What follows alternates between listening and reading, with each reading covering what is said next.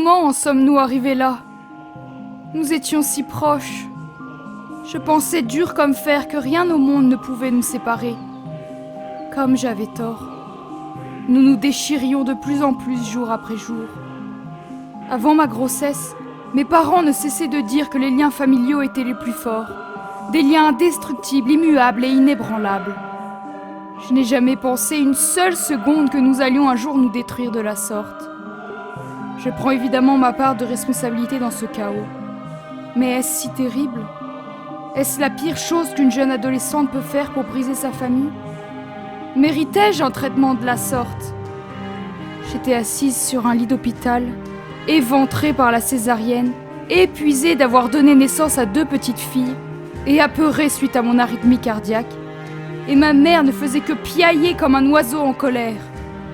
Je souffrais tellement que je pouvais à peine contenir mes larmes. Mais ma mère, en furie, ne pouvait guère s'en moquer davantage.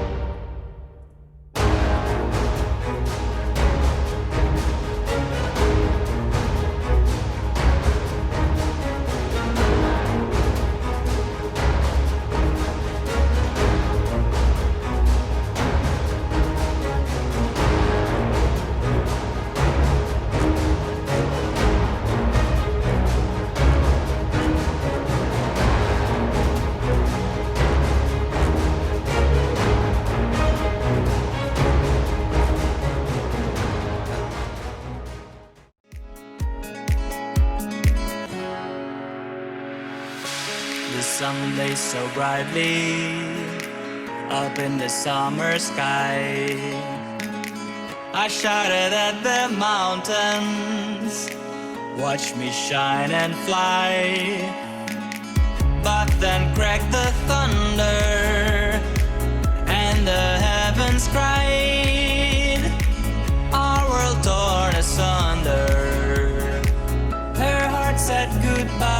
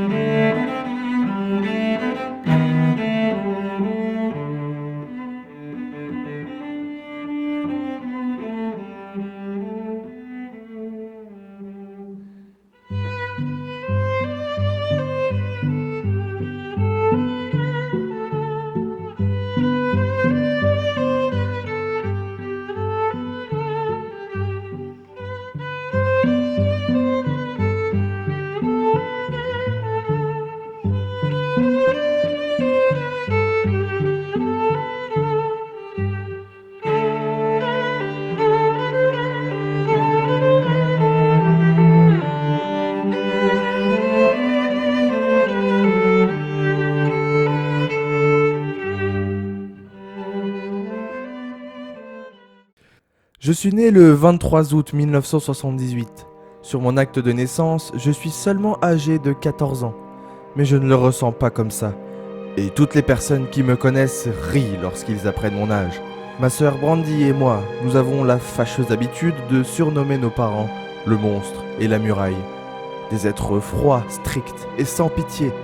Il est impossible pour nous de les appeler père et mère, car en plus d'être cruels, ils n'ont jamais tenu ce rôle. Lorsque j'étais petit, je devais assister à des cours particuliers de diction. J'étudiais les bonnes manières et j'avais le non-loisir d'apprendre à traiter les non-riches avec mépris et suffisance. 3 fois par semaine, j'avais des cours de danse de salon et je devais apprendre les principaux articles de la Constitution américaine. Les seules chaînes disponibles sur la télévision étaient les chaînes d'information et de politique. Dès l'âge de 15 ans, nous devions participer aux galas, aux dîners d'affaires et aux grandes réceptions de la muraille. Il n'était aucunement question de se mélanger aux enfants du peuple, comme le monstre les appelle. Aucune sortie entre amis n'était envisageable, ni aucun jeu.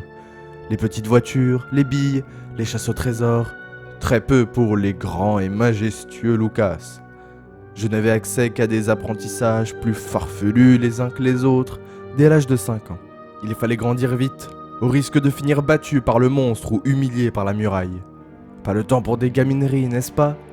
Parfois, je regarde mes 2 petites filles dans les yeux et je pleure, avant de me ressaisir et de me promettre de les éloigner le plus loin possible de toute forme d'éducation perverse, à l'image de celle que j'ai reçue.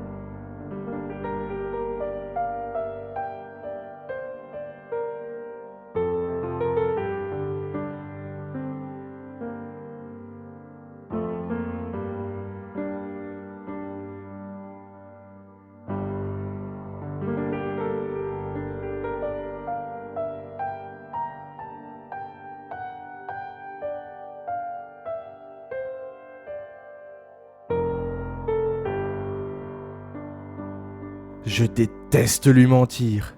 Ma sœur bien-aimée, la seule dans cette famille infernale qui ait toujours été là pour moi. Elle a l'air si inquiète, mais je ne peux lui dire la vérité. Je ne peux parler de mes filles à personne, jamais. Les frais de la césarienne et des soins médicaux étant beaucoup trop importants pour nous, je sortis de l'hôpital après seulement 3 jours. Je redoutais mon arrivée à la maison. La dernière fois que mes parents et moi avions discuté, mon père avait failli en venir aux mains. Je n'ai clairement pas la force de me battre avec eux jour après jour. Je souhaite simplement rentrer chez moi et aménager ma chambre pour mes 2 filles.